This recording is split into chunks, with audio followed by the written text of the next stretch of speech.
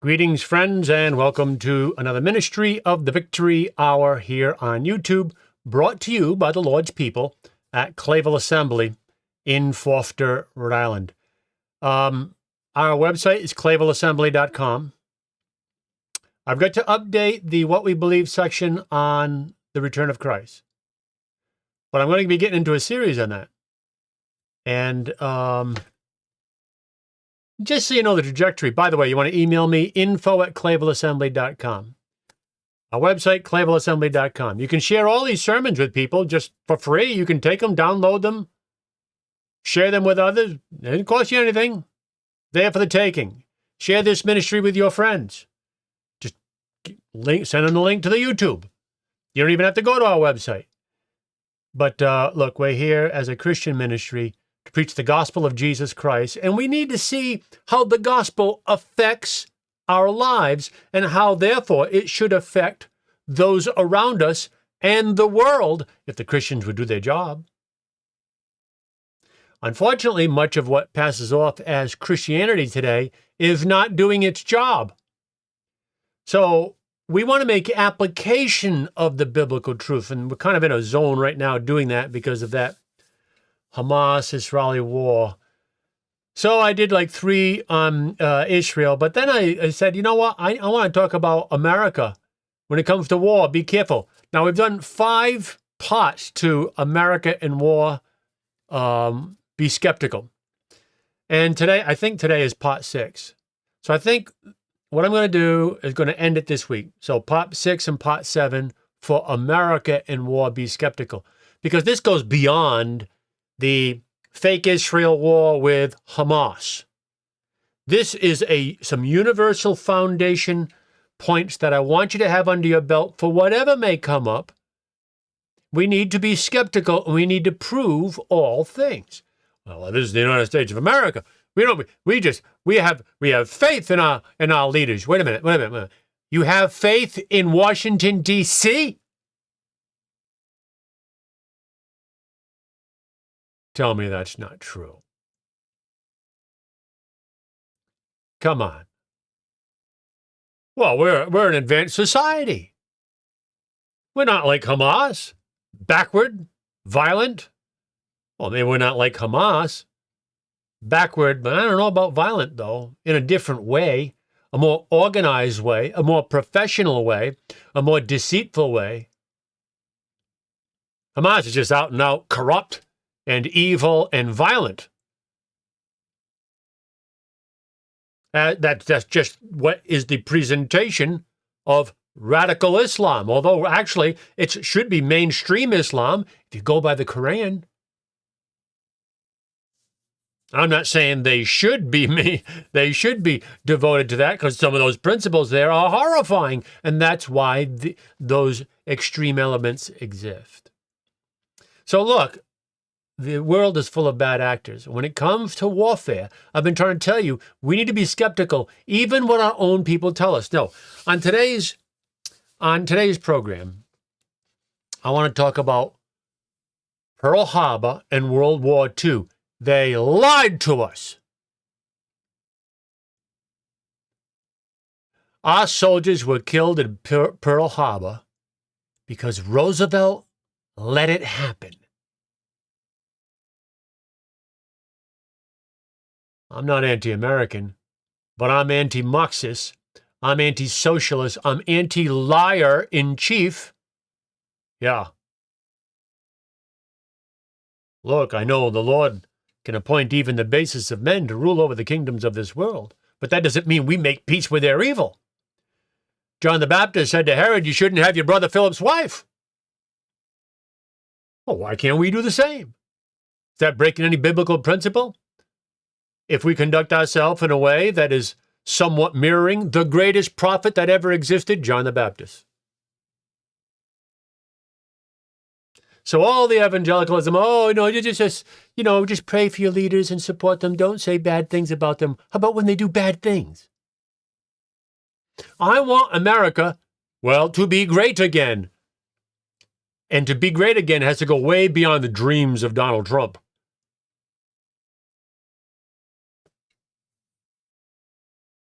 I'm thinking of William Bradford more than Donald Trump. I'm thinking of Roger Williams.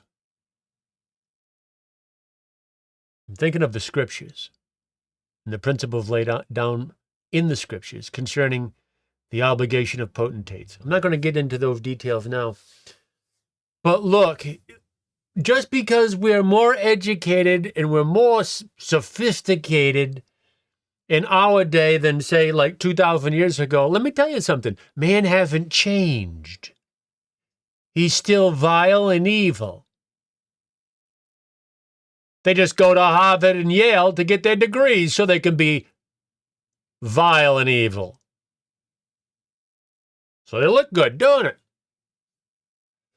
and can accrue to themselves power. In 2 Timothy chapter 3, right? This is what we read. This know also, that in the last days perilous times shall come. Warning, last days have already come and gone. We're going to talk about that when we get into the parousia, which won't be too long. Certainly by the beginning of the year. We got this week, I want to finish doing what we're doing. Then I want to just finish off on predestination and election, what I was doing before I interrupted myself because of this Israel-Hamas war. And I've let that expand because I think the American people need to understand we can't always trust ourselves. If you mean well, maybe you can have some confidence in your own well and good intentions, but you've got to understand the information that you're getting, where you're getting it from, and what the history of that kind of information is in order to make a wise and prudent decision as an American citizen. But yeah, the last days have already come and gone. Doesn't matter, though. The principle still holds true. This know also, that in the last days perilous times shall come. For men shall be lovers of their own selves, covetous, boasters, proud, blasphemers, disobedient to parents, unthankful, unholy. Hey, that's 2023.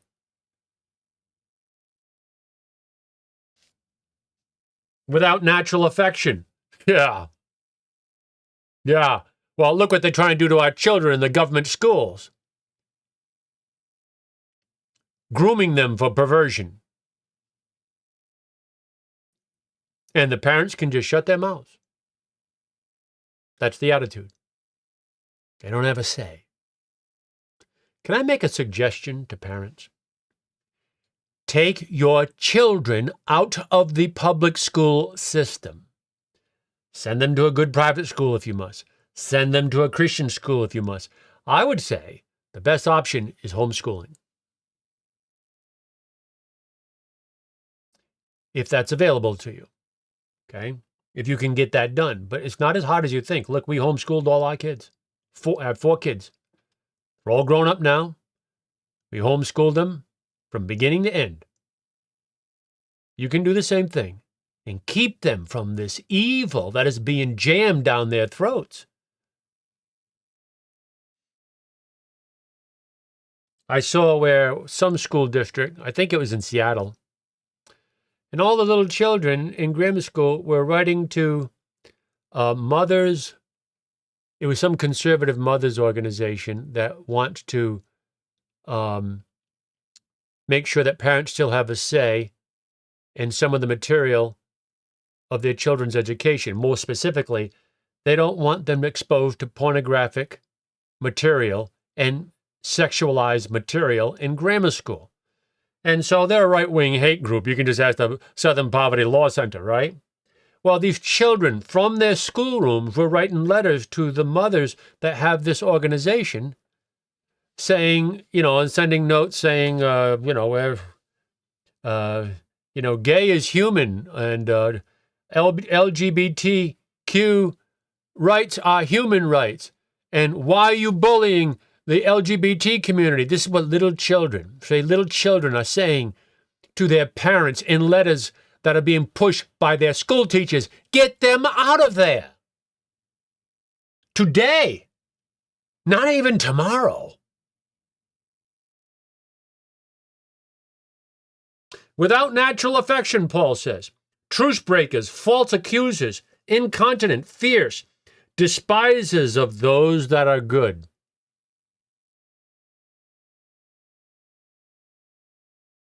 Traitors. Heady, high-minded, lovers of pleasure more than lovers of God. Having a form of godliness, like many churches, but denying the power thereof. They don't have the power of Christ in their churches. They have the power of organized programs, marketing programs with a Jesus twist. That's not the power of God. Let them speak the truth with boldness. Then we'll see the power of God. That truth in an age and generation that doesn't want it. Or they have the form of godliness, but denying the power thereof. Paul says, from such, turn away. Oh, see, what I'm saying is, this kind of situation didn't just exist 2,000 years ago. It exists in our day. Here we are at the end of 2023. Doesn't that describe everything you've been seeing for the last few years? If we jump down to verse 12 and 13, that's what I want you to hear. Yea, and all that will live godly in Christ Jesus shall suffer persecution. You know, you can't even exhort people now. People won't be exhorted. You cannot exhort them without them having a crybaby hissy fit, having all their little feelings hurt. They can't take constructive, kindly given Christian exhortation that's meant to help and bless. No.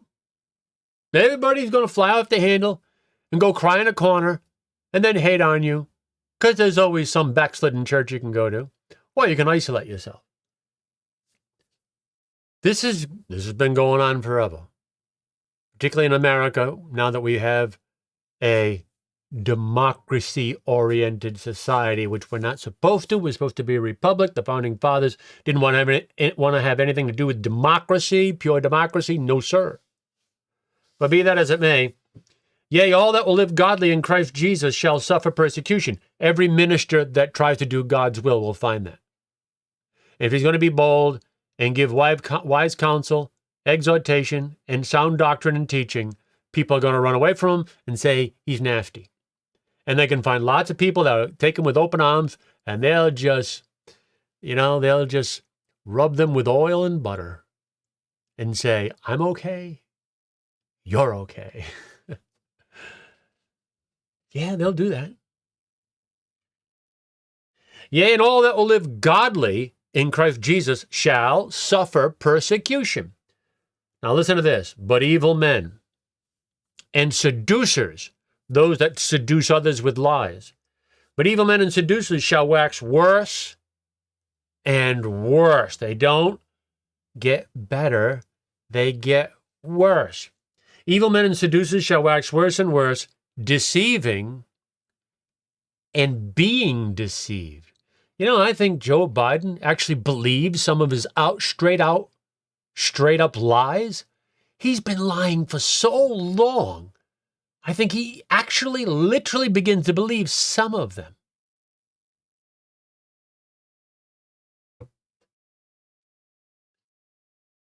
When it comes to warfare, these truths come out of the closet. You don't see it at first, but after the fact, you find out, well, we didn't get the whole story. They didn't tell the truth. Well, you didn't get the whole story when it came to World War II. Do you realize when Roosevelt ran for president, I believe it was 80%, something like that.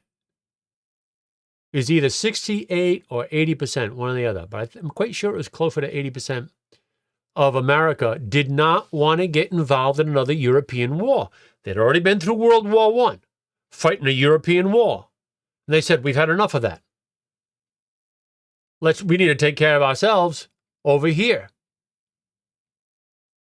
George Washington boasted with the Atlantic between ourselves and Europe, we don't have to get bound and tied up in all their skirmishes because all these little tiny countries living next to each other, they're getting to these skirmishes and battles and fights and disputes.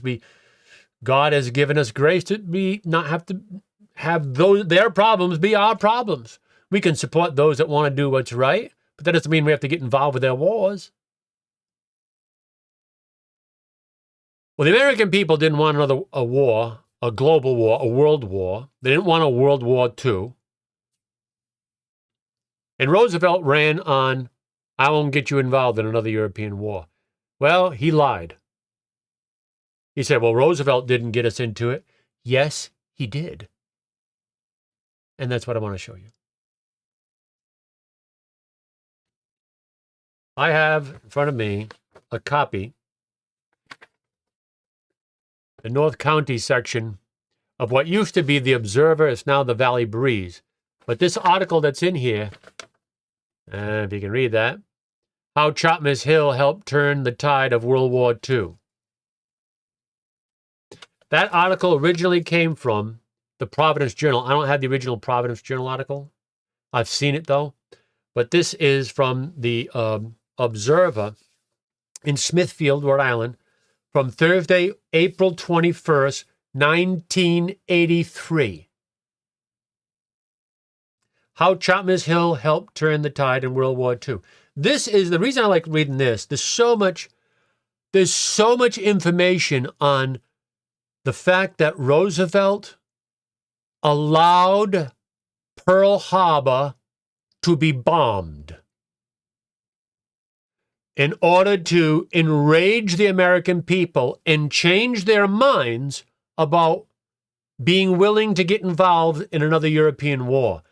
If we're attacked by Japan and they kill our men and strike our base, then we'll be ready to go to war. He made sure that happened. You say, that's outrageous. You're some sort of anti-American. No, I'm not anti-American. That's why I'm saying this, because I'm not anti-American. The ones that lie to you about it, they are. Now, I understand there are people that are not aware of this, and I'm not suggesting that they are anti-American. They just don't know. You research what I'm telling you outside the evidence I'm going to give you today. Because this is just a little local piece of evidence. There's books after books after books on Pearl Harbor and Roosevelt intentionally allowing those ships to be bombed and those people killed. But rather than get into all the details of that'd have to be like a 40-part series. I'm not going to do that. The information's out there. You can prove it for yourself.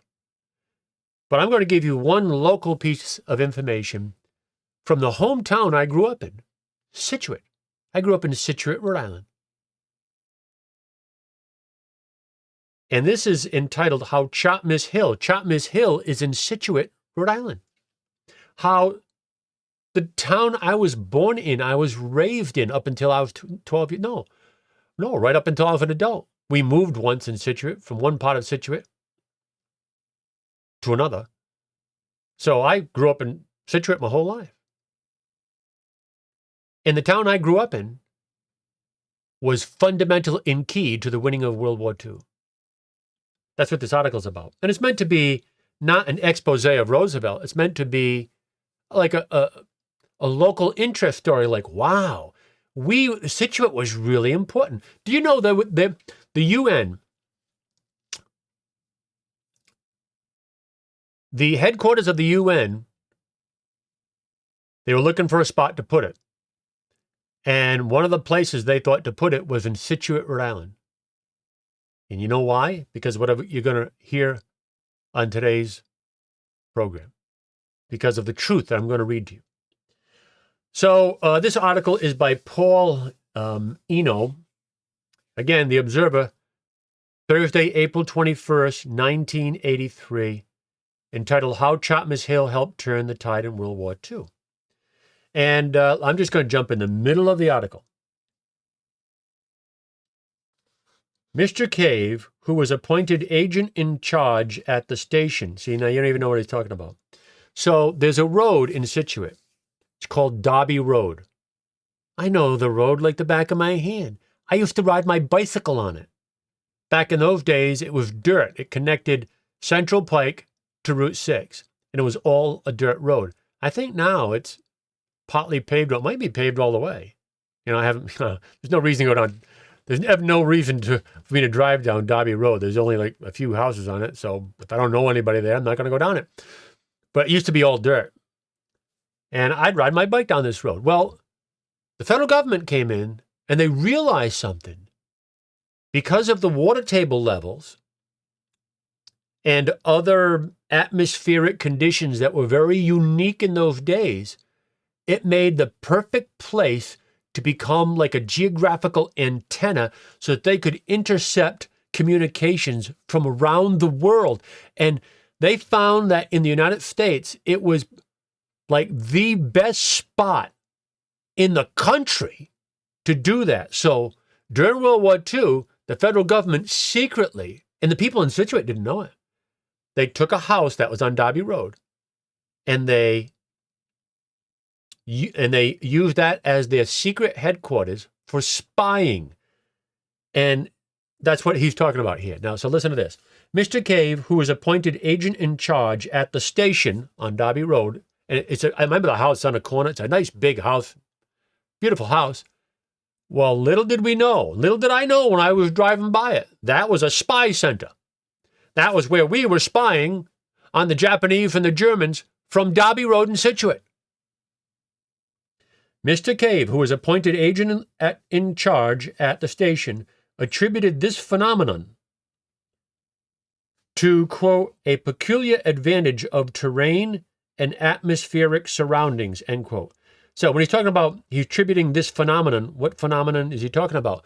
The ability of that location to intercept radio signals from around the world. It was the premier spot in the country. And that's why the federal government put this spy station there. And it's because of the terrain and the atmospheric surroundings. Today, the author says, the fact that the water table on Chapman's Hill is very close to the surface is also recognized as a reason. This rare occurrence turns the hill into a giant ground plane antenna which draws radio waves from everywhere after they bounce off the ionosphere. Who knew? Once established, the station picked up virtually everything in good weather or bad. Station-to-station broadcasts in Germany, messages beamed to Berlin from spies in the Americas and Africa, and German U-boat communications from all over the Atlantic. Remember, this is back then, late 30s, early 40s. They didn't have computers like we got now. They were using a different technology, but they figured this out. So incredible was the inception that things like inter-tank communications between General Erwin Rommel, the Desert Fox, between Rommel's commanders, inter-tank communications between Rommel's tank commanders were picked up during his North African campaign against the British. Even communications between military walkie-talkies in Europe were intercepted with remarkable clarity. That's amazing, right? Just to give you a little bit more. And they give you all the details of the science of it. I'm not going to get into that. That's not why I'm reading it.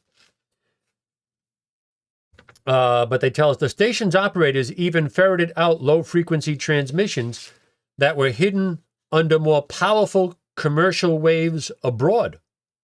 Messages picked up in Scituate were sent to Washington instantaneously via teletype, were decoded there, and provided crucial information for top Allied commanders on a daily basis.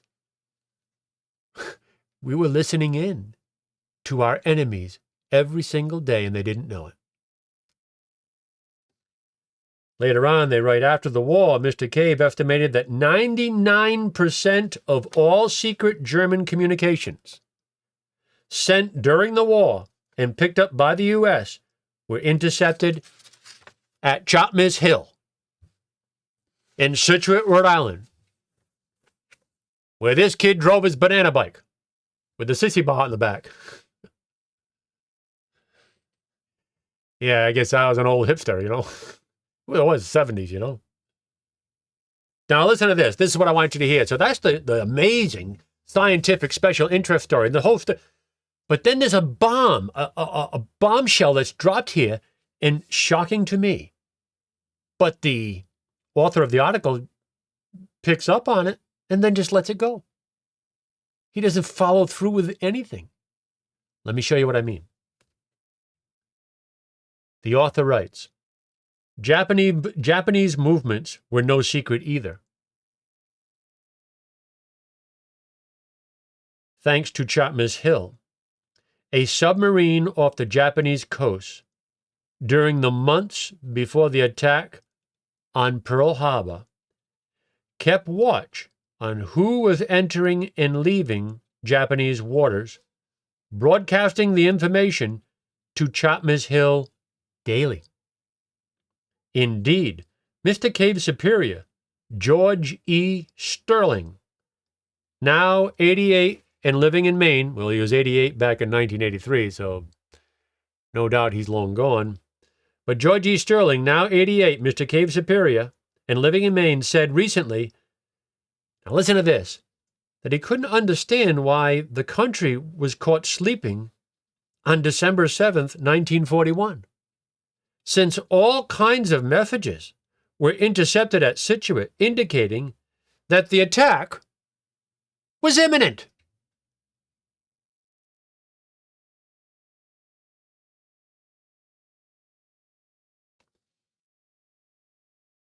If you research this, the broader picture, not these details, you can research this if you want. Come to find out that the military leaders at Pearl Harbor knew things are very, very unstable. We're sitting ducks in harbor. We need to get our ships out to sea. When you think there's any chance that you might get an attack, you send your ships out to sea. Then they're fighting ready. When they're in harbor, all lined up like ducks in a row, it just becomes a shooting gallery. You don't want to have your ships like that. So the general I believe it was the general, sent them out to sea because he knew that, no, this is getting too hot. Something's going to happen. Get them out to sea. And they went out to sea. Roosevelt found out. And he contradicted the general's orders and said, send the boats back to Pearl Harbor. Now, I'm sure they said, oh, but Mr. President, we did this to keep them safe. Send them back to Pearl Harbor. Well, he's the commander-in-chief. So they sent them back to Pearl Harbor. And right after that, they were bombed. And many of young men found their graves in the ocean, in the bottom, along with all the twisted metal of the ships that were destroyed. And that's the cause of going into World War II. Now, yes, the Japanese were on their way. Yes, they did come to bomb. Yes, there was aggression. But if we could have met them out to sea, we could have prevented that. But this was going to be more spectacular. Couldn't we have gone to war just letting them make the attempt and we go and intercept them? But then maybe we started it. But if they bomb our base, well, then it's clear who started it. Now we're morally justified. You say, I can't believe that happened. Did you hear what was stated in this article? This is right in Scituate, Rhode Island. Mr. Sterling says, I can understand.